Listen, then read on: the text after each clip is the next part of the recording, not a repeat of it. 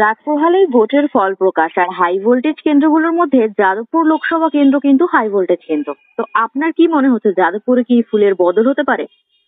হ্যাঁ, একদমই ঠিক বলেছো। যাদবপুর হাই ভোল্টেজ কেন্দ্র, কিন্তু বিগত 15 বছরের যদি রেকর্ড তুমি দেখো, তাহলে কিন্তু যাদবপুর রে যারা যারা আর কি এমপি ক্যান্ডিডেট ছিল বা এমপি হয়ে জিতেছে যাদবপুর থেকে, তারা তিনজনেই কিন্তু হাই ভোল্টেজ প্রার্থী।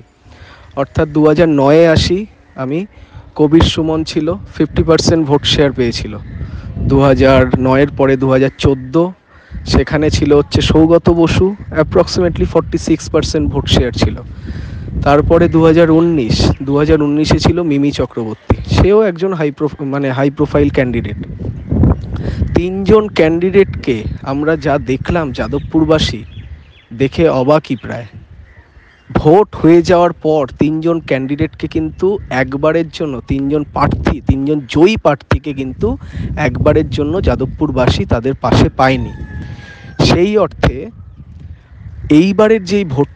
এইবারের ভোটটা কিন্তু যাদবপুর বাসীর জন্য একটা চ্যালেঞ্জের ভোট, যে মানুষের পাশে যেই প্রার্থী দাঁড়াবে তাকেই জয়ী করিয়ে আনবে যাদবপুরবাসী, এবং এনেওছে। আমি তোমায় বলছি, 1 তারিখে ভোট হয়েছে, ভোটের যা এই মুহূর্তে রেজাল্ট, এই মুহূর্তে যা যাদবপুরবাসীর কাছে, যাদবপুরবাসী যেভাবে ভারতীয় জনতা পার্টিকে ভোট দিয়েছে, আমি তোমায় বলছি এইবারের তৃণমূলের কোনোভাবেই জয় হওয়া সম্ভব নয়। যদি সঠিকভাবে ভোট হয়, যদি বিভিন্ন জায়গায় বুথ জ্যাম হয়েছে, বিভিন্ন জায়গায় বুথ র্যাগিং হয়েছে, সেই জায়গা থেকে আরম্ভ করে বিভিন্ন বিজেপির যারা আর কি এজেন্ট বুথে বসেছিল তাদেরকে বার করে দেওয়া হয়েছে। যদি সঠিকভাবে ভোটটা হতো বা ভোটটা হয়, এখনো পর্যন্ত রেজাল্ট আউট হয়নি, তা সত্ত্বেও আমি প্রেডিকশানের তুলনাতে বলছি যাদবপুর কিন্তু এইবারে একদমই ফুলের বদল হতে চলেছে, তার খালি সময়ের অপেক্ষা।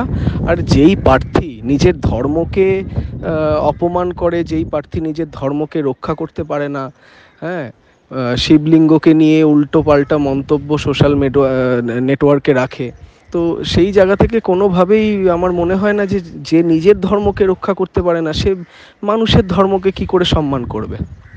তাই সেই অর্থে আগামী যেই 4 তারিখ আসছে, সেখানে যাদবপুরের ফুলের বদল এবং পদ্ম ফুলের বিস্তার হতে চলেছে।